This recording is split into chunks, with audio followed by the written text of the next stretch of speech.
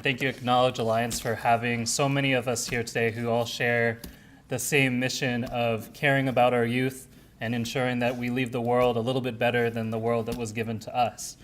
And so with that, to hear thoughts and comments from not only my peers, but also my students is really touching, because so often, as Mr. Ham was saying, we hear things that aren't going well.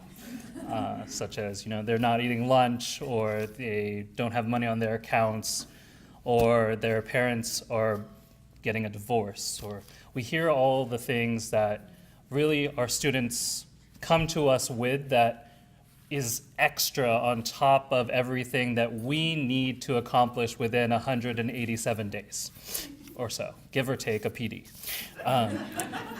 And with that, so I have to acknowledge first and foremost the individuals who helped me and take part in my success as an educator, because in order for any person to rise to success, they have to have role models, and they have to have individuals who show them the way. And so with that, this professional honor would not have been possible without very special people in the room. So first and foremost, positive recognition and kudos, as we say at Columbia, to my one and only mother, my number one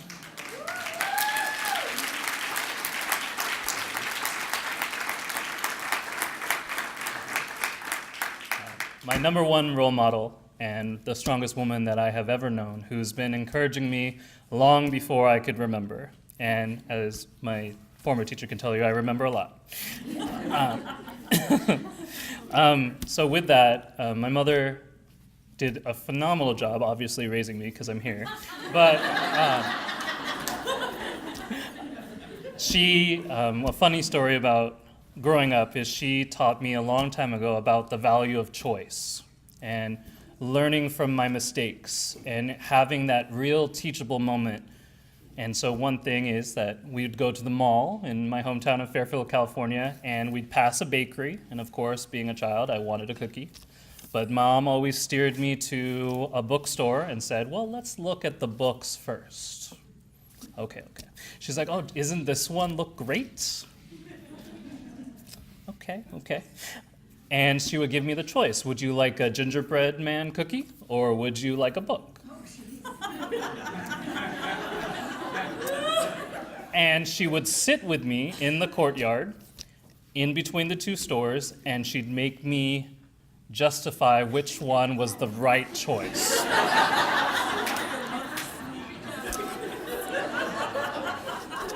Sometimes I got both, but more often or not, I took my love of literature and reading from my mother, encouraging me to always choose a book over something sweet.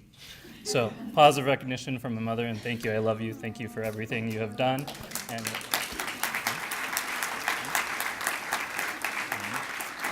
to my Columbia Middle School family, friends who become family, most definitely been honored to be a part of the staff since 2014, and every day is something else that builds our community and makes us even closer. And so thank you so much for coming to support me tonight and being here to share in this memory and this moment.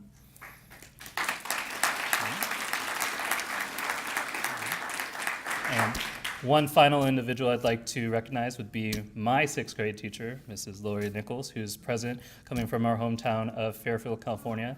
And I credit Lori with my love of history. And so with that, it is why I chose many different things. So Lori's also an alumni from California State University, Chico, and one reason that I chose to go there as well. So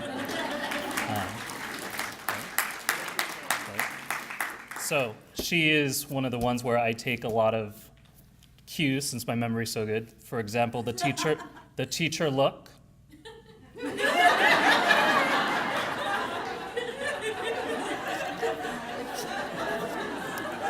I favorably give to her. So thank you for being my teacher and inspiring me and helping me celebrate this monumental honor this evening.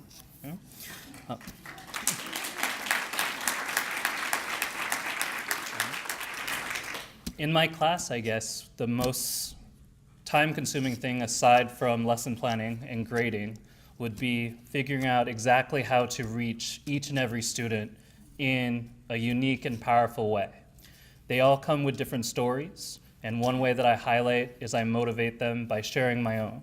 So I share all the struggles in which I had, for example, which I'll share with you and the internet, is that it took me until about 4th or 5th grade for me to say R's or S's. I had a speech impediment, and most of the kids are shocked because they look at me and go, "You talk for a living."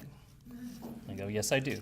So it's being able to model that and also connect with them with any of those stories, pop culture, songs, anything I can get them to love learning and to coming into the door with a big smile on their face.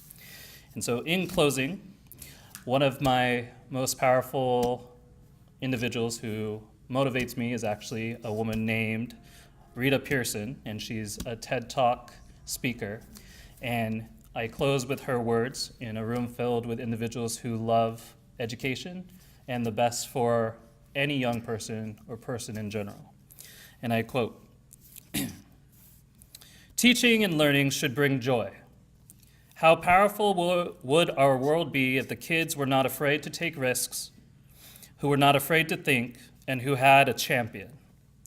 Every child deserves a champion, an adult who will never give up on them, who understands the power of connection and insists that they become the best they can possibly be.